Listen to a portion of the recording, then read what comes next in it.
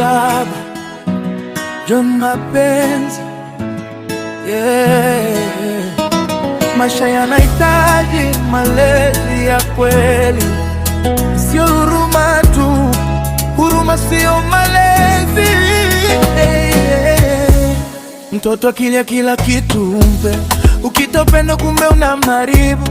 Maisha si rahisi kama ndoto, lazima jifunze kuvumilia.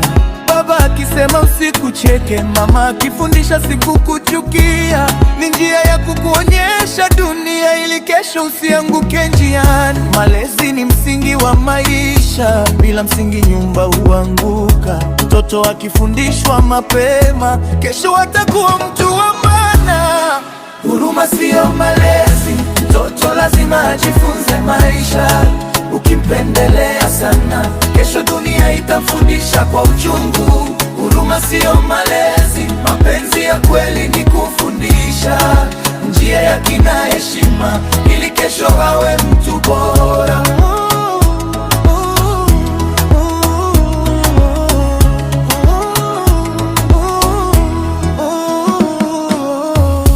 Wapo waliokuwa bila maadili kwa sababu walipewa kila kitu, lakini wazazi waliosimama imara walilea watoto wa heshima. Ukiona mtu ana tabia nzuri, ujue kuna mzazi alimfundisha. Malezi ya kweli ni zawadi ambayo hudumu maisha yote. Zile watoto kwa huruma tupu, tuwalikwe hekima na maadili, maana taifa la kesho lipo mikononi mwa watoto wa leo. Huruma sio malezi, mtoto lazima ajifunze maisha. Upendo wa kweli ni kufundisha njia ya kimilele. Lezi bora,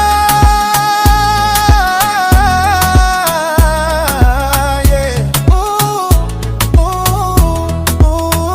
Malezi bora, urithi wa kweli. Huruma sio malezi.